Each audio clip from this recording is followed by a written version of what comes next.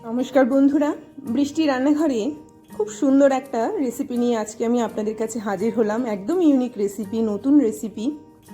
কাছে দূরে যে যেখান থেকে আমার এই ভিডিওটি দেখছেন, আশা করি সবাই ভালো আছেন, সুস্থ আছেন। একঘেয়েমি খাবারের থেকে এই গরমের দুপুরে যদি আমরা একটু অন্যরকম খাবার ট্রাই করতে চাই, তাহলে কিন্তু এই খাবারটা অনবদ্য। খুব সহজ সরল খাবার, অথচ একদম পেটটা ভরে দেবে। যারা রুটি ভাত খেতে ভয় পান বা খিচুড়ি এই গরমের মধ্যে চলে না, তাদের জন্য কিন্তু অ্যাপ্রোপ্রিয়েট।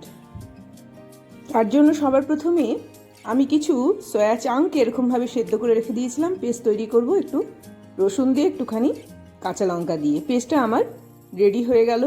এবার এর মধ্যে আমি কিছু মশলা দিয়ে দেব। সবার প্রথমে একটুখানি জিরের গুঁড়ো, একটুখানি নুন, একটুখানি হলুদ আর 2টো ডিম আমি এখানে অ্যাড করছি। খুব ভালো করে এটাকে এবারে আমি মিক্সড করে নেব হাত দিয়ে। কোনো রকম চামচের দরকার নেই, নর্মালি এরকমভাবে কিন্তু ডিমটার সাথে সয়া চাংকের পেস্টটাকে খুব ভালোভাবে মিশিয়ে দিতে হবে। তো এইরকমভাবে যখন মিশ্রণটা একদম রেডি হয়ে যাবে, তারপরে আমি একটা কড়া বসিয়ে দেব, তাতে সামান্য একটুখানি তেল দেব। তেল দিয়ে এই মিশ্রণটা কিন্তু এবার এর মধ্যে আমি দিয়ে দেব। এটা অনেকটা সয়াবিনের অমলেট তৈরি হবে। অমলেটটা এখানে আমি একদম খুব সুন্দরভাবে পুরো ছড়িয়ে দিয়ে তারপরে তৈরি করব। খুব বেশি পাতলা হবে না, খুব বেশি মোটা হবে না, খুব ভেতর অবধি যাতে এটা খুব ভালো করে কুক হয়, সেই জন্য প্রথমে আমি এরকমভাবে একটুখানি ছড়িয়ে দেব। তারপরে এটাকে আমি ঢেকে দেব, যাতে করে সয়া চাংটা ডিমের অমলেটের সাথে খুব সুন্দরভাবে সেট হয়ে যায়। এটাকে ঠিক এরকম ছড়িয়ে দিলাম।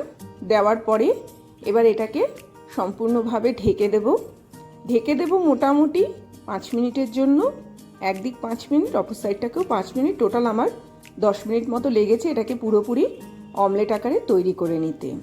খুব সুস্বাদু একটা খাবার, এবং যতবার তৈরি করবেন এত ভালো লাগবে যে বারবার তৈরি করে খেতে ইচ্ছে করবে। আর এই সময় খুব আদর্শ একটা খাবার। এই সময় দেখবেন মাছ খেতে ভালো লাগে না, একটু অন্যরকম খাবার হলে ভালো হয়। তো এই খাবারটা কিন্তু অবশ্যই আপনারা তৈরি করে খেতে পারেন। এটাই খুব বেশি কিন্তু রিচ করে আমি তৈরি করিনি, একদম হালকা তৈরি করেছি।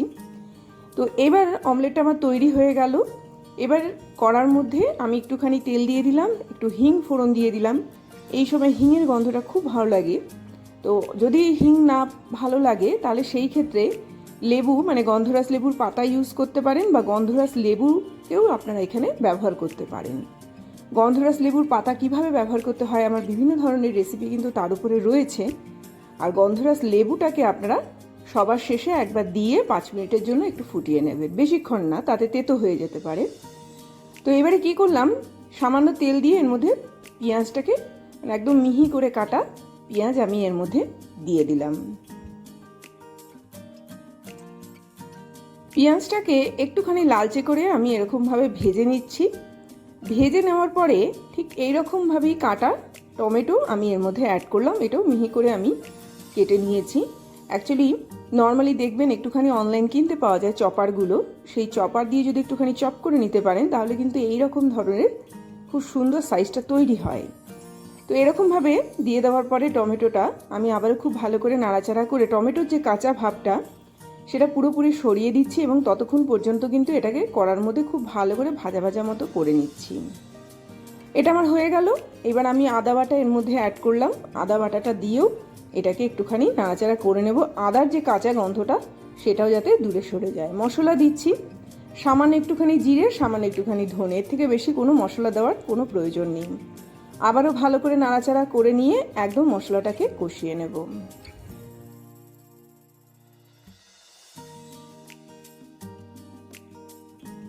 একটা পর্যায়ে আসবে, দেখুন মশলাটা একদম ড্রাই হয়ে গেছে, একদম শুকনো হয়ে গেছে, মানে আমার কিন্তু এটা একদম ভাজা ভাজা রেডি হয়ে গেল।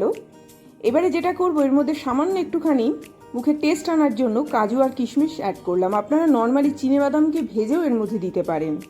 যে কোনো কিশমিশের সঙ্গে আপনারা চিনেবাদামও ব্যবহার করতে পারেন, কিশমিশের সঙ্গে আপনারা কাজুটাও ব্যবহার করতে পারেন। ভালো করে নাড়াচাড়া করে নিয়ে এখানে আমি ছোলার ডালকে নুন হলুদ দিয়ে একটুখানি সেদ্ধ করে নিয়ে এর মধ্যে দিয়ে দিলাম। খুব ভালো টেস্ট আনবে, খুব ভালো একটা গন্ধ আসবে। এবং এই কাজু কিশমিশগুলো যখন মুখে পড়বে তখন খুব সুন্দর লাগে খেতে।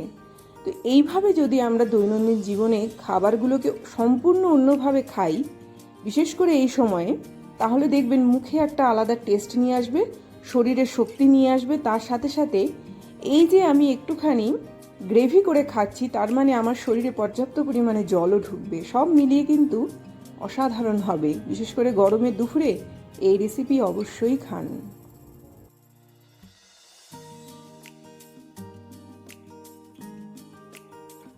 পরিমাণ মতো জল দিয়ে এবার এটাকে আমি খুব ভালো করে ফুটতে দেব। তো এটা যখন বেশ মোটামুটি ভালো করে ফুটে উঠবে, তারপরেই কিন্তু আমি ডিমের যে অমলেটটা তৈরি করে রেখেছিলাম সেটা এখানে অ্যাড করব। তার আগে একটু পরিমাণ মতো নুন দিয়ে দিলাম। এটা একটুখানি ফুটে উঠেছে।